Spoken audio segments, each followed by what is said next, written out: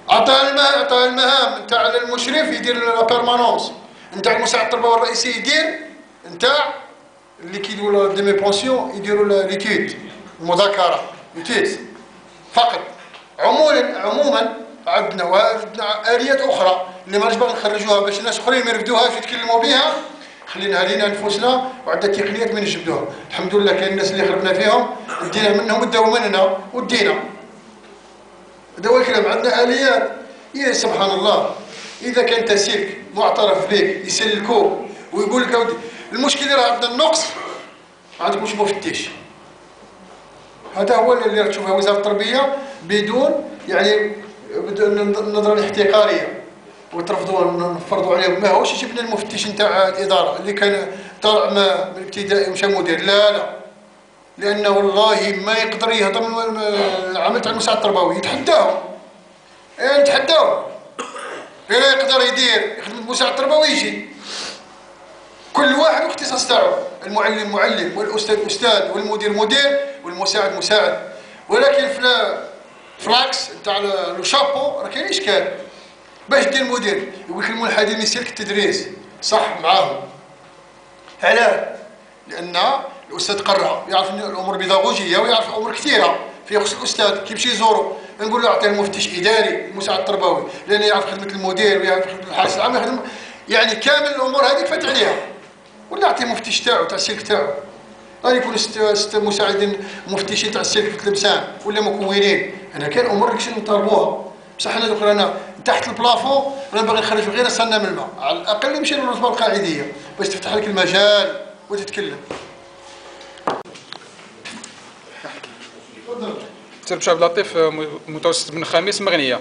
الشيخ عندي فيه شقين. الشق الاول جاوبتنا انه هو المواد الامتحان. الشق الثاني ما هو مصير اصحاب الخبره المهنيه والشهادات في ظل انه اتخذنا موقف ورحنا للامتحان. وبعلمك الشيخ باللي الاغلبيه الساحقه في ولايه تلمسان عندهم خبره فوق 30 سنه. الاغلبيه اللي راه جايه في الطريق عندهم شهادات وشهادات جامعيه اكاديميه. وشكرا. برنامج الاقدميه في الامتحانات الاتفاق بالنقابات اليوم اتفاق معنا مع اليانتر لرسائل المؤسسات راه موجوده عندنا مذهب ساحق. اتفاق النقابات باش الناس تحط الملفات باش دير التجاوز على الامتحان تاع مدير مفتش في امور كثيره، نواب المديرين في امور. الخبره المهنيه مازال قلت مطلب ثاني. اليوم شرط واحد تاعنا لازم يحطوك في الديس. باش تقدر تصرفوا امور اخرى. كي توصل للديس كان مطلب واحد اخر. قال ما طبق على الابتدائي والمتوسط يطبق على. قال اخويا نفترقوا في لافورشات. قال هما داروا التكوين احنا درنا الامتحان. وهذاك الامر هذا كيولي مطلب تولي دير العداله وانت عندك نسبه كبيره تاع نسبه بورسونتاج كبير باش تربحوا. تفتح لك تمشي المشرف الرئيسي راه غادي يفتح لك الرواق باش تروح مستشار التربيه. مشكلتنا اليوم رانا تحت السقف. رانا تحت السقف. هاني نوليو في السطح السقف. داك القسم اللي نطالبوا امورنا تاع الشهاده المهنيه صح. قلت انايا زملاء سيفري كلام كان اللي عاتبني عليه يا جماعه ونقولها نعاود نكررها. الخبره المهنيه هي الخبره المهنيه. الشهاده للتوظيف. قال يا جماعه عندهم شهاده ليسونس وعندهم مواجهه صح. نعم احنا نتمنوا الشهاده ونتمنوا الخبره ولكن سؤال ما فائده الشهاده في مهام مساعد التربيه؟ تفيد ولا ما تفيدش؟ تفيد للترقيه ما تفيدش للعمل. للترقيه تفيد العمل التاهيل. الان يقول لك وين نعم تكون وداروا شهاده وديوها الامر مليح. بس ما ننساوش الناس اللي ناضلوا وكافحوا وداروا امور تاع 30 سنه. الوقت اللي راهم جايين يصحاب الشهادات والشباب ليهم الامر مفتوح. هم عندهم في التاهيل الباك 3 ليسونس 4 ديجا 7 بوان الله يبارك وعنده 10 سنين خدمه تولي له 17 الله يبارك يقدر يروح. ولكن واحد اللي ما عنده تيرمينال وعنده 30 سنه دونك غادي نديروا له 15 تولي عنده مي بوان تولي ما يفوتش لا العرف ولا المنطق يقبلوا. ولكن واحد اللي يقرا او الشيخ ما كنتش منتدب وقريت انت قريت الزملاء تاعك يخدموا انت تقرا. هذه حقيقه كان مفاضل عليه مع المدير ويروح يقرا. كاين اللي عنده دار الامتحان ودخل بالشهاده تاع الليسونس ودخل دسها ودخل بالترمينال. اي كلام هذا لازم نقولوا باش لازم نعرفوا بعضياتنا، خاطر كي نتصرفوا بعضياتنا نعرفوا واش كاين. واش كاين؟ هذا هو الحقيقه. ماناش ضد الشهاده وماناش ضد الخبره، ولكن نمشيو مع هكذا صفوف متراسيه مع بعض. مع بعض. عطار بومدين الثانوي تاع مراسل بن زيان. تقول نهضروا واش نديروا. انا اقترح اضراب كما كان معنا هناك بيان تاع 25. لماذا علق الاضراب؟ لانه استجيب لبعض الفئات الاساتذه والمعلمين. اذا لا حنا دخلنا مع النقابه وحنا اضراب كمساعدين ما نفيدوش، لا خاطر كاين لانام ونحاولنا بعد الخدمه تاعنا. اذا لماذا انا ارى خلل في النقابه لما استجيب لبعض الفئات علق الاضراب. اذا وحنا نمشيو مع الاساتذه والمعلمين لانه بقوه عندهم تاثير، التلاميذ في يديهم كي يحبسوا الدراسه هناك تاثير كبير. اذا اريد استجابه لماذا علق الاضراب. تعليق الاضراب لا زال قائما. حين نقول تعليق الاضراب لا زال قائما الاضراب. وحتى واحد ما استفاد. تستفادوش الشيخ. انا نجاوبك، تطرح السؤال ونجاوب خويا على المباشر. حتى واحد ما استفاد. لا المعلم ولا الاستاذ استفاد. لا زال حبر على ورق. لا زال حبر على ورق.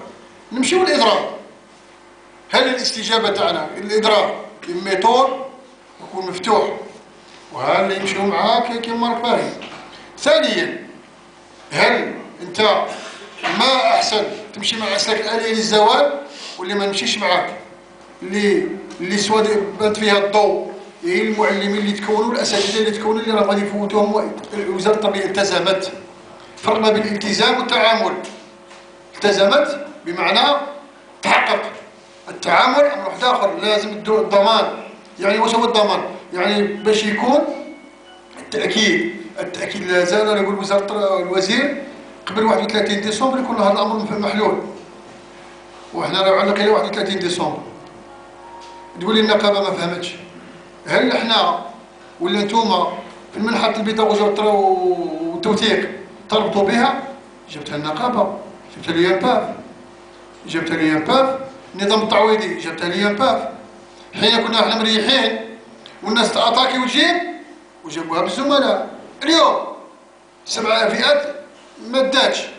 وعلى اخر نتكلموا على انفسنا احنا كالمخبريين ما داوش. عوان المصالح الاقتصاديه ما داوش. التوجيه المدرسي والارشاد ما داوش. يعني كان امه ما داتش. ما هوش نحن اليوم. حنا بالنسبه لي كاين اللي يقول لك انتم راكم قاب قوسين.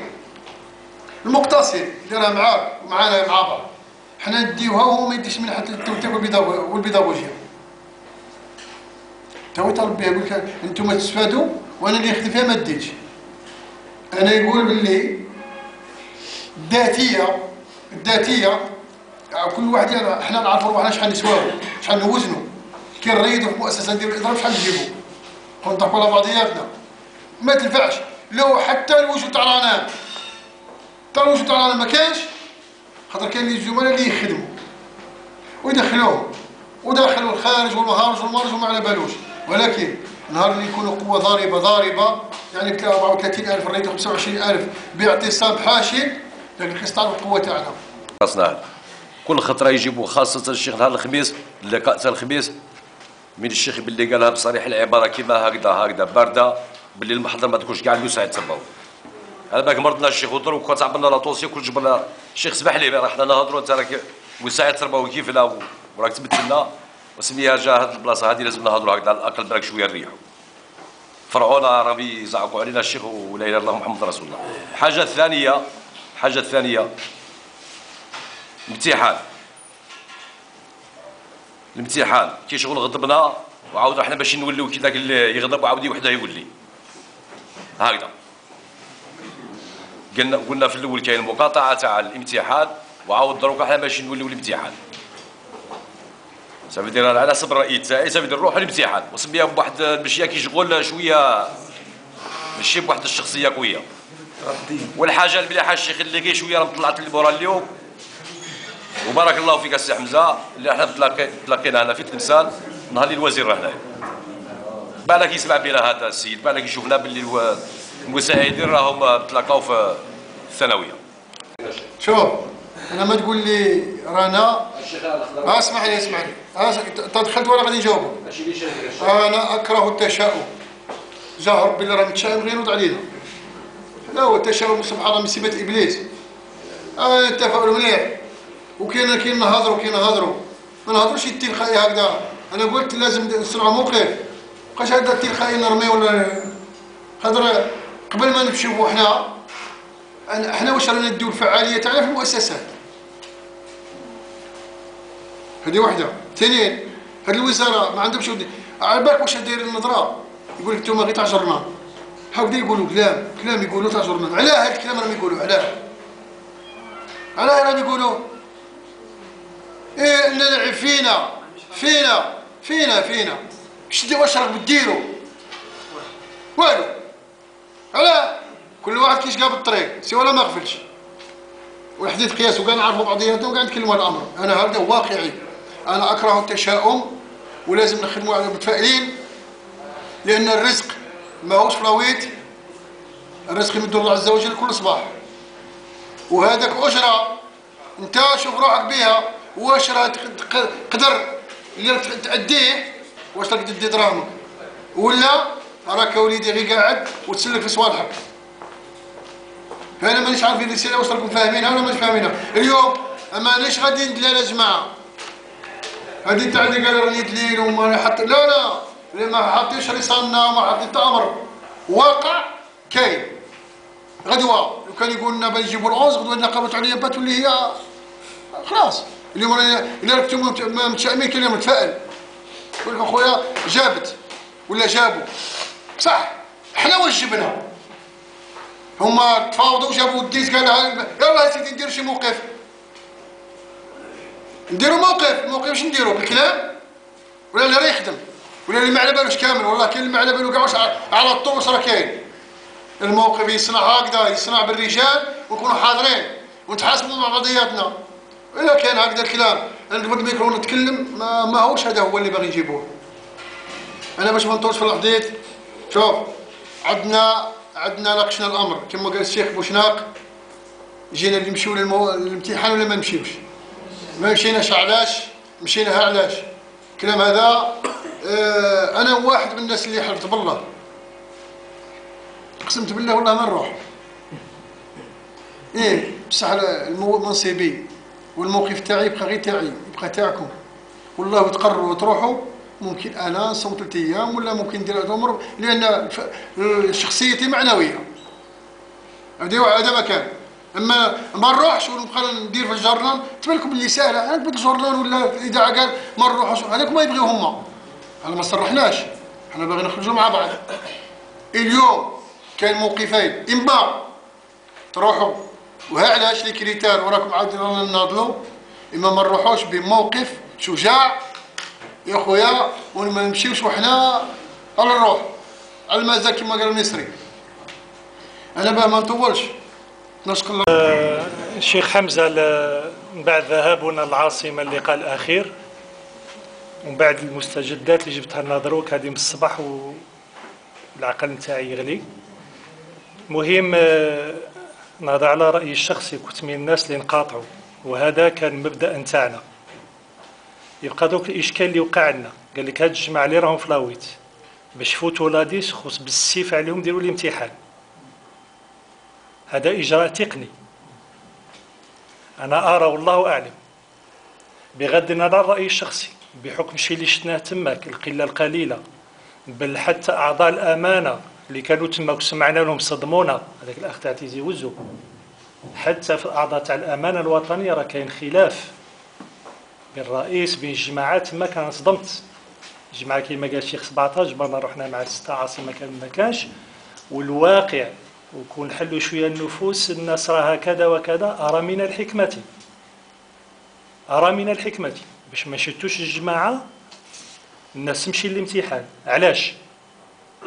اجراء تقني لا اراه تنازع عن المبدا. انا في قراراتي الشخصي انا لا تغنيني هذيك الزياده. بصح لا كان هذا المطلب نمشيو ل10 مثلا وقالوا بدي تبقى عندنا واحد القوه على ان هذوك المعلمين وهذو كذا، وتزيد النضال هذاك والافاق تاعنا، يعني جماعه نديوها الامتحان. خاطر دوك هاي شي حاجه جديده، ما بقاش 36 راه كاين هضره وراه كاين وعود، راه تقول بلي قالت لهم العدد كبير وكاين كذا ولا فاتنا الامتحان تاع 2013 غادي نبلعوا على روحنا، وممكن تكون عندنا يعني انعكاسات سلبيه على الشيء الواقع اللي راني نشوف. الواقع اللي راه كاين شتات في الموقف تاع الفوق الموقف نتاعنا. راه من الحكمه والصواب ما نضيعوش هذه الفرصه. كاين وصول 10 مادام راه وعدتهم بلي كاين عدد كبير، ومن بعد 10 قالوا دي راه كاين المعلمين هادو نطلبوا بالادماج الجماعي. مادام كي ديت المعلمين وديت هادو قال طلبوا بكل اجماع. واش هو داروا لنا هذه الحلقه هنا في الحلقه، قال لك بالسيف راك تفوت الامتحان بتفوت حجره. انا ارى اجره التقني والله اعلم. نرجعوا للريكروتمون تاع المساعدين ادجوان ديديكاس. مازال لحد الان يركروتوه بالنيفو التيرمينال.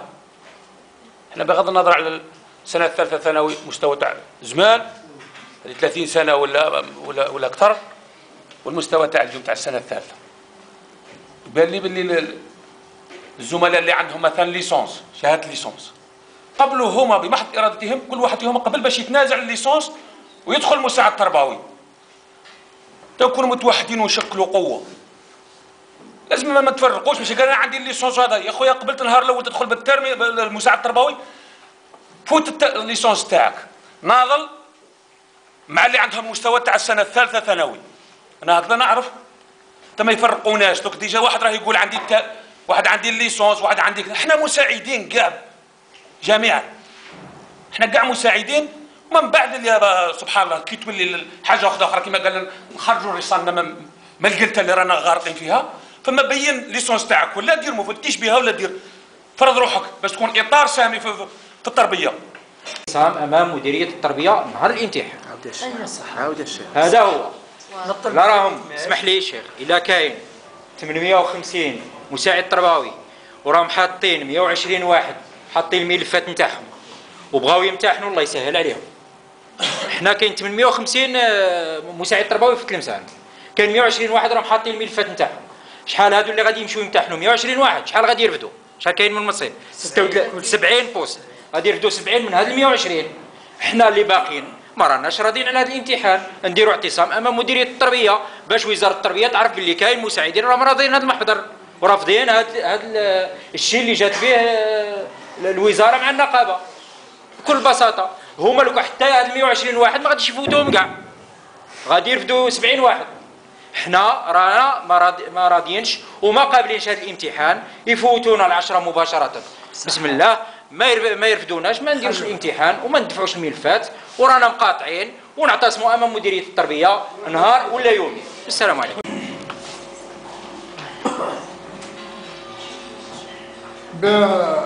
بالمواقف ترفع الهمم. وكان واحد الكلام يقول اللي ما غلبوش الرجال ما هوش راجل. هكذا تمشوا الناس في الصلح والجاه. الكلام اللي نقولوه كامل في الصالح لو وجدت جميع ولاية الوطن على نسقة الإمسان. إذا كان اللي يتكلموا تخيسي مليح مليح لسات المعركة ماشي كي اللي خافها. نديروا الموقف ما هوش مشكل. أنا الإصرار تاع رئيس المكتب الوطني علاش؟ هذا هو السؤال.